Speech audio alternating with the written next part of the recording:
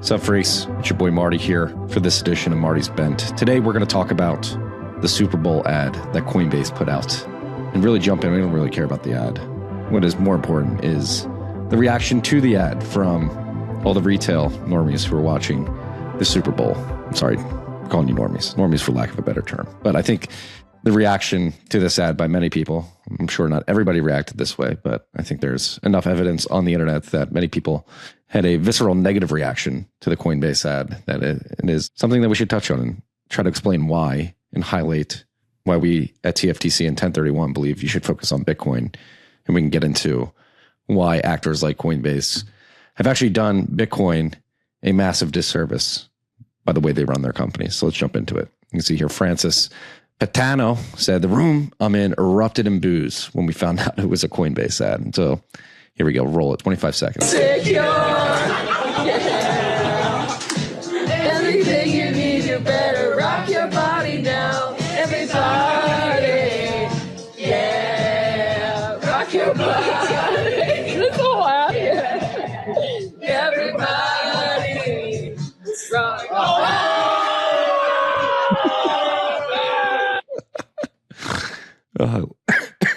Giving Coinbase the finger. Look at that very stern bird there, right in the way of Coinbase. Visceral reaction to it. Before we get into the meat of this discussion about why there's a social reaction to Coinbase's Super Bowl ad, make sure you like, subscribe, enter the comment section with your thoughts on this discussion. We're trying to grow this channel, grow this talking head format, and let us know if you like it. Let us know what you're thinking. Am I just rambling here? Or is this good? For those of you who don't know, I'm Marty Bent, founder, CEO of TFTC, managing partner at 1031, been in Bitcoin for 13 years, have interviewed some of the most prolific founders in the Bitcoin space, many of the prolific thinkers as well at 1031.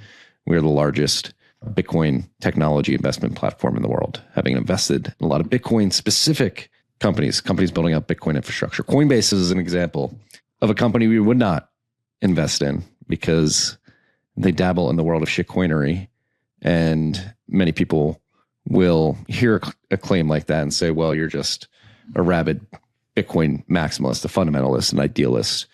There is a free market. There should be competition. You just don't want Bitcoin to be usurped by another cryptocurrency, and you're greedy.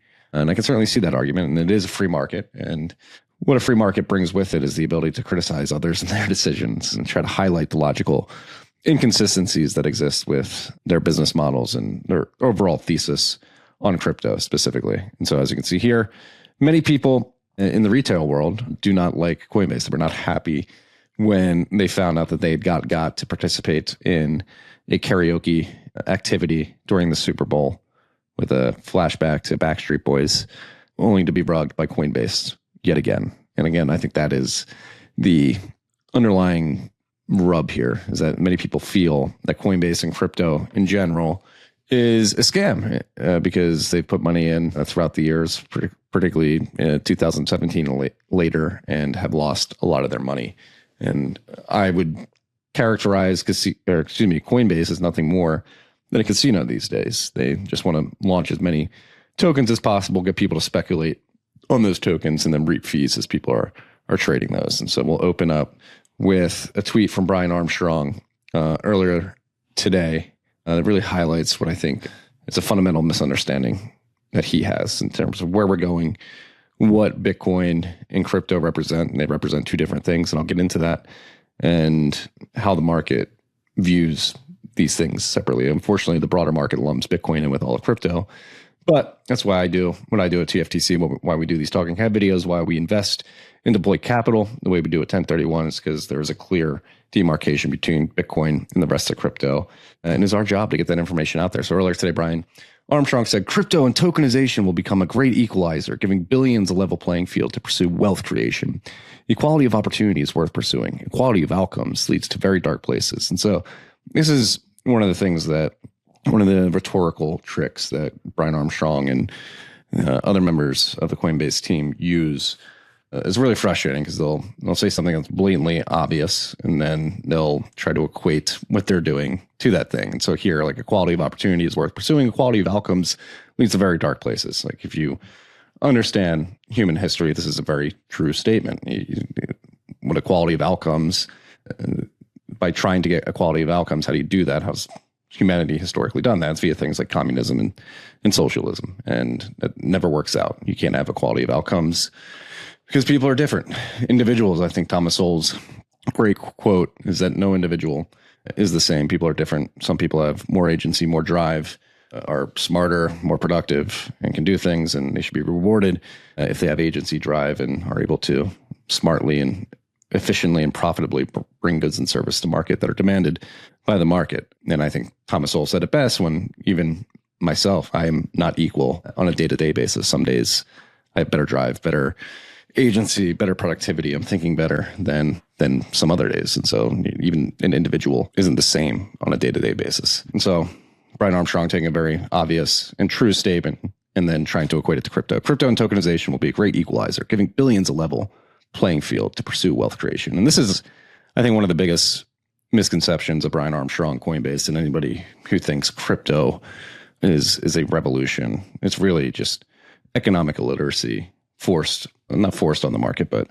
brought to the market and marketed in a way that makes it seem good. It makes it seem like you're going to get equality of opportunity and you're going to get a level playing field to pursue wealth creation. But I think what time has proven since 2014, really, when altcoins became a thing. That's what they used to be called before they were shitcoins, before they were crypto coins. They really misunderstand something that if you're going to be operating within Bitcoin, you have to grok. And Brian Armstrong, despite the fact that he has an extremely successful casino and has been around Bitcoin for well over a decade and a half, at this point, he still doesn't understand this. And I think one of the biggest misconceptions or misunderstandings that exist in broader crypto is they think that these crypto tokens, these cryptocurrencies are competing on tech features. They think it's a tech revolution, when really it's a monetary revolution. And so Brian Armstrong and others think if you have better smart contracting, faster settlements, DeFi protocols where you can trade these goods, like that is what's going to drive value. At the end of the day, you just need better tech features. And while Bitcoin is certainly a tech innovation, I mean, the combination of proof of work with a difficulty adjustment, distributed consensus, and a hard cap supply monetary system enabled by technology. It's certainly a tech innovation, but what it enables at the end of the day is a supreme monetary good in the form of Bitcoin. And once you have a free market for monetary goods and they're competing with each other, they're competing on monetary properties, not tech properties. And Bitcoin is relatively slow, dumb. And when I say dumb, I mean simple and relatively boring. And that is because it needs to be. It needs to limit the attack surface and increase social scalability of people leveraging the protocol to be able to scale and make it so that it can attain a massive market cap and affect billions of people in a positive way.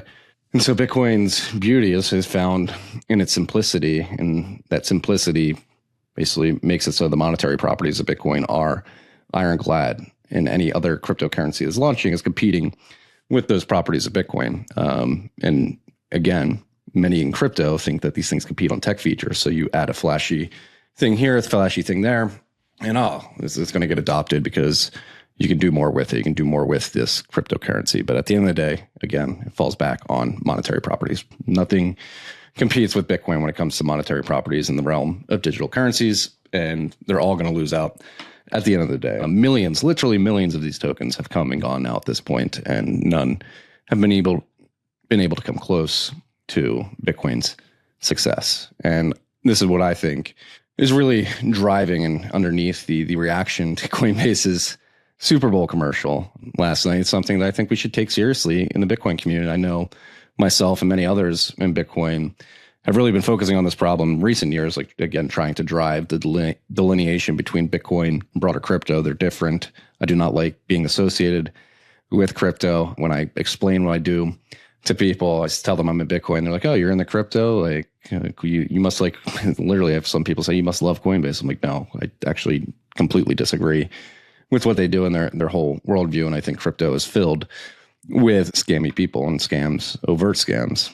And I think Coinbase is one of the biggest perpetrators of normalizing this. And that's why I think the reaction that they received from their Super Bowl commercial last night was as visceral as it was, because they've been selling the stream to the public and institutional investors for well over a decade now. And many people caught the marketing lines, hook, line, and sinker, invested sums of money, some small amounts and others very large amounts, into this dream of crypto utopia that Coinbase and Brian Armstrong are shilling to the public, and they lost all their money. Because guess what? There's always going to be a shinier, newer, flashier blockchain around the bend. And I think this is a fundamental flaw of the thesis of broader cryptos, that you can have a token for everything. You can blockchain all the things. We're bringing the world on chain. It's the dumbest fucking meme that exists out there. And the fact that Coinbase has committed themselves to this marketing position, we're going to tokenize the world, we're bringing the world on chain, it doesn't make any sense. Blockchains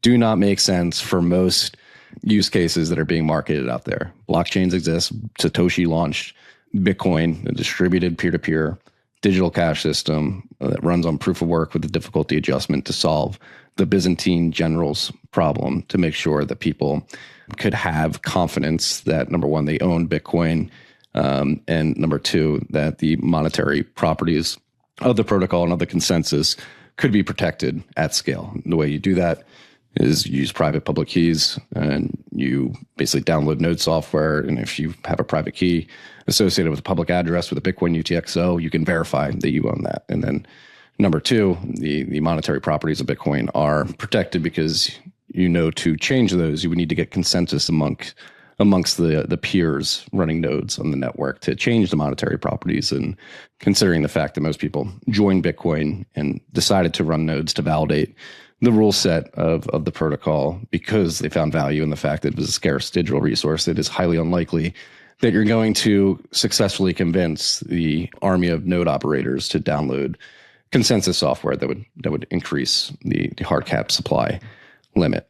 And so I think Pledditor, don't always agree with what Pledditor puts on the internet, but we'll give props where props are due. Here, in this case, I thought this was actually a very succinct distillation of the reaction to the Coinbase commercial last night. This woman's in a bar. She had just watched the commercial. It's the quote tweet of the first video, but you can see here. Going to the karaoke Backstreet Boys Super Bowl commercial, and then Coinbase showed, and we all booed. The whole bar booed. How dare you trick us into having fun and singing along to your Super Bowl just to say Coinbase, you're the scum of the earth. Boo. Boo that man. Coinbase getting booed. And Pledditor said crypto's never getting exit liquidity again. Again, people have been burned. Many people touched the stove. The greater fools of crypto scams are not going to be as voluminous as they were in cycles past. I think it's pretty clear the information, knowledge has been distributed to the market that most of these things are scams. Despite that, Bitcoin, currently looking at it, not near its all-time high, not too far, it's not as close to its all-time market cap high as it was only a couple months ago, but it's at a $1.4 trillion market cap. We're trading back above $70,300. And Bitcoin, despite the fact that millions of these tokens have come and gone and marketed themselves as Bitcoin killers, Bitcoin is still the king. It's still the boss, and that will persist throughout time. And I think, again, this is something we really need to lean into in the industry, is saying Bitcoin is different. Crypto is a scam. I think you have to call it an outright scam. And it goes back to the fact that blockchains only exist to enable digital money, digital currency for the digital age. Like, it doesn't make sense to spin up a token to monetize YouTube content or podcast content or whatever it may be. Like this whole base craze of, Farcasters, I think is a great example of that meme failing and falling flat on its face. What you need to do is combine distributed content, if this is the example you want to go with, it's distributed content mechanisms like RSS feeds with sound digital money like Bitcoin. Podcasting 2.0 does that beautifully. You just put a lightning address in your RSS feed, and people listening to podcasts on Podcasting 2.0 compatible apps with Bitcoin wallets can stream Bitcoin to a creator directly. You don't need to create a new token. I don't need to create a Marty token, a TFTC token, and have it float on the free market and have people speculate about the value of the token. They can simply, if they think the content I'm producing is giving them value, they can send it back to me by sending Bitcoin to the address that is included in my RSS feed. It's a beautiful thing. And I think just to end this, going to be a rather short one, just to reiterate and really reinforce what I was saying earlier. I think the visceral reaction to Coinbase was because they're taking something that is legit and trying to slap crypto on it. So AJC, Average Joe's Crypto, said the Coinbase ad was a perfect microcosm of why everyone hates crypto. And people do hate crypto. It took something universally loved, slapped crypto on it, and prayed that the emotional hijacking would work. A classic bait and switch, exactly what retail has come to expect from crypto. Yet another rug pull. And I think this is important that we actually get this right. Again, going back to delineating between Bitcoin and broader crypto, because people are suffering out there. And I think in cycles past, people have turned to speculation on crypto because they feel the need to get rich as quick as possible, to escape the permanent underclass by taking big risk on speculative assets like crypto tokens, meme coins, NFTs, whatever it may be, to get out from their financial sort of malaise that they find themselves in, and escape and climb the economic ladder. And most people who've speculated on these crypto tokens have found that it's actually made them financially worse off. They've lost the money that they put in, and now they have a lot of resentment towards this. And with the AI craze coming as well, and it's becoming more and more apparent that it's likely to have a ton of job disruption come with it, people are really mad at sort of the tech world right now, via crypto and increasingly AI. And I just want to make the point to wrap it up here. This is why I focus on Bitcoin only. This is why that's why all I talk about is Bitcoin in terms of positioning a cryptocurrency that I believe can actually bring value to individuals and businesses, corporations, institutions, nation states alike. It's because it's the best money that's ever existed. And I truly believe that it's not going away. We are in the early innings of Bitcoin adoption. And if you, as an individual, understand that Bitcoin is a long-term game and you begin saving some of the fruits of your labor in Bitcoin every paycheck, you don't view Bitcoin as I'm going to win it all back in one trade bet. You understand that it is good money and that by saving some of your wealth in Bitcoin as you're accumulating it, as you're working, will have massive benefits for you, because as adoption increases, there's only 21 million Bitcoin, and that is going to push up the purchasing power of Bitcoin, individual Bitcoin units.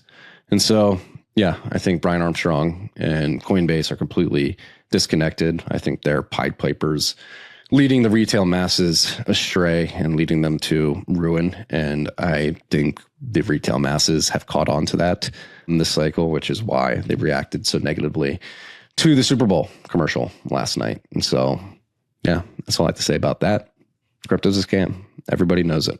The sooner people in crypto recognize that they're basically ruining their reputations, of ruining the lives of people that they're pulling down the crypto rabbit hole, the sooner they realize that and understand, like, hey, if we put all of our effort behind Bitcoin, something that is provably scarce, provably decentralized, the most decentralized out of any of these networks by far, has the most hash rate, has the most individual holders of the asset, instead of trying to put the world on chain and give everything you can think about a crypto token associated with it, and begin focusing on Bitcoin, the sooner that we can actually solve the hard problems in the world that exists out there, particularly as they pertain to money and financial stress. Okay. Let me know what you think in the comments. Like, subscribe. Thank you for coming.